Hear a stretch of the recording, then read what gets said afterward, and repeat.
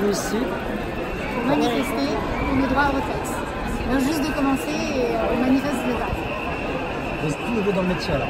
Tout nouveau dans le métier. On double nos cotisations, donc pour un jeune avocat, c'est énorme. Surtout pour ceux qui sont au tarif UGA, c'est plein d'avocats, de jeunes avocats qui m'ont arrêté pour ça.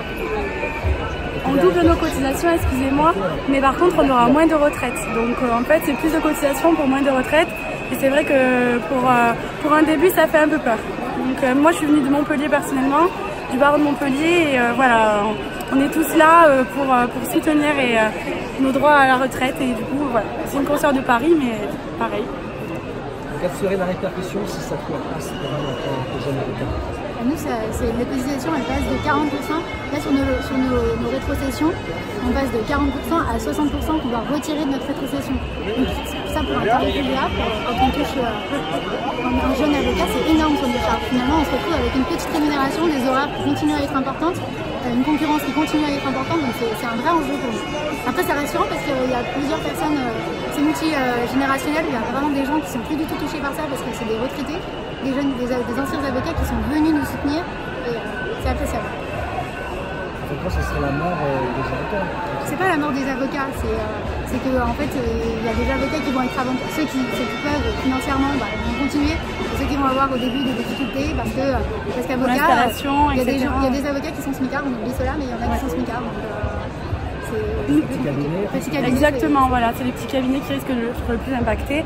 Nous, on est collaboratrices dans un cabinet, donc pour l'instant, on n'est pas associés, on n'a pas les mêmes enjeux, mais rien qu'à notre niveau, on a des cotisations très importantes et ça devient même compliqué dès le début d'être sûr de continuer dans ce métier. Sabrina.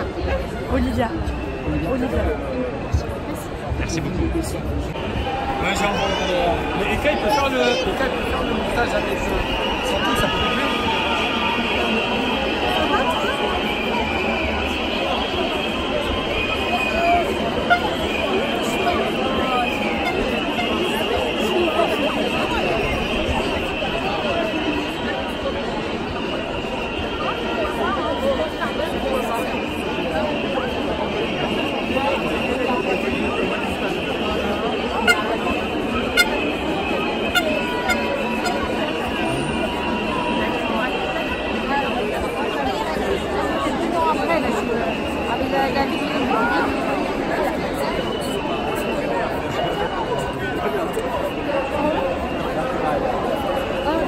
Bonjour à tous, bonjour à tous.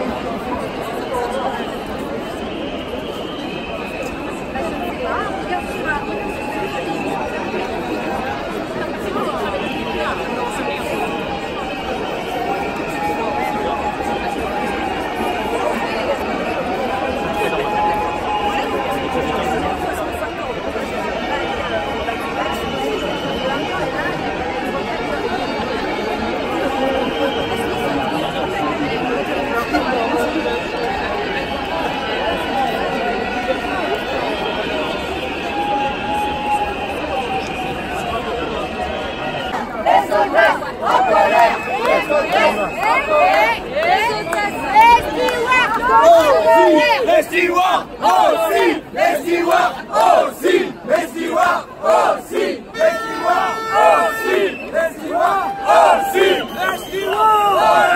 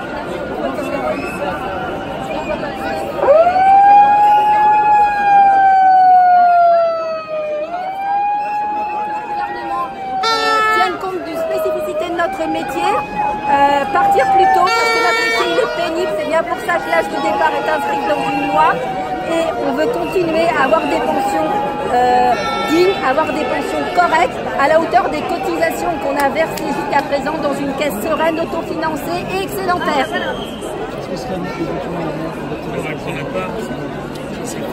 Ce sera à la mort des carrières. On pourra plus faire carrière dans ce métier.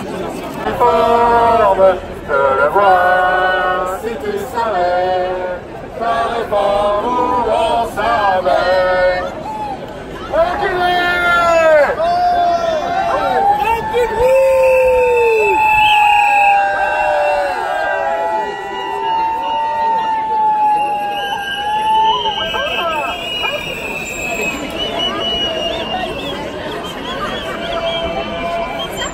Bien, moi je suis Xavier Claire, Thomas Claire, et mes revendications sont alimentation, santé. Alimentation, santé, les piliers, vous voyez, ce qui vous vont... C'est notre capital. Sans cela, nous ne pouvons rien faire.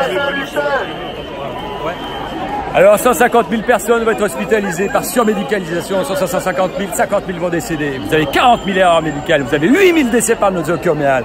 Tension, la santé nous empoisonne, l'alimentation nous empoisonne, l'eau nous empoisonne de toutes parts. La norme c'est 0. La norme c'est fait pour vous faire accepter l'inacceptable. Il n'y a pas de norme, la norme c'est 0. Voilà, bonne chance à vous, prenez soin de vous.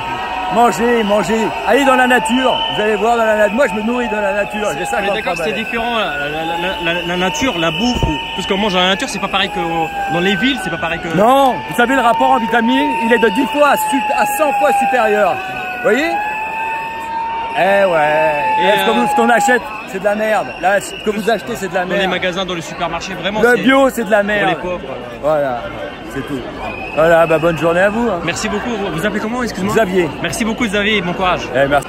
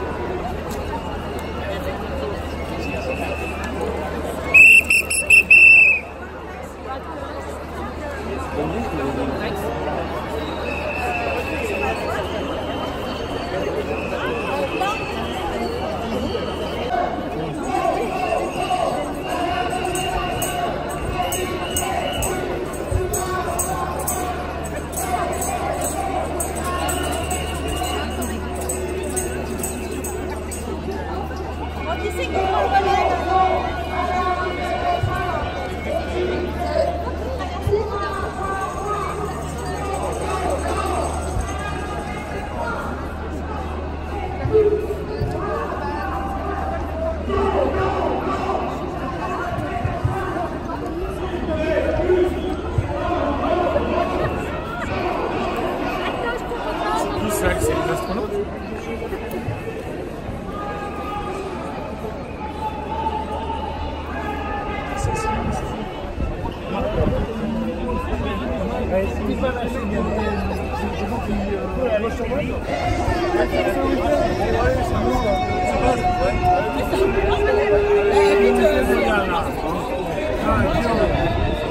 Donc le président d'un syndicat de navigants, ce sont des navigants qui travaillent dans les essais en vol, dans la sécurité civile, c'est-à-dire les pilotes qui vont venir vous chercher s'il y a un accident, qui vont venir éteindre des feux quand il y a des feux. les pilotes par exemple des hélicoptères du SAMU. Et tous ces gens-là partagent des caisses de retraite avec tous les navigants de France et donc sont soumis à la réforme des caisses de retraite. La réforme des caisses de retraite, c'est quoi? C'est l'histoire de la cigale et de la fourmi. Donc vous avez des gens besogneux, c'est nous, qui depuis la Seconde Guerre mondiale avons des caisses autonomes et on travaille, on met de l'argent de côté. Et ça se passe très bien et on est très heureux comme ça. Et puis vous avez la cigale. La cigale, c'est le gouvernement qui a des caisses en déficit depuis toujours, des régimes spéciaux, et qui se dit finalement pour résoudre mes problèmes de déficit, eh bien je vais mélanger les caisses déficitaires de l'État avec les caisses privées, libérales. Et donc c'est la cigale qui débarque en disant l'hiver arrive et je voudrais partager avec toi, petite fourmi, ce que tu as mis de côté. Et là, la cigale commence à s'installer avec la fourmi et elle dévore tout le repas de midi. Donc la fourmi dans la rue aujourd'hui, on en a marre. Et donc on est là pour dire non. C'est d'abord prendre la parole pour repartir à la table des négociations avec l'équipe de la réforme de Levoix et essayer de trouver des solutions. Il doit y en avoir au problème de la fusion des retraites. Merci beaucoup. Voilà. C'est l'histoire de la...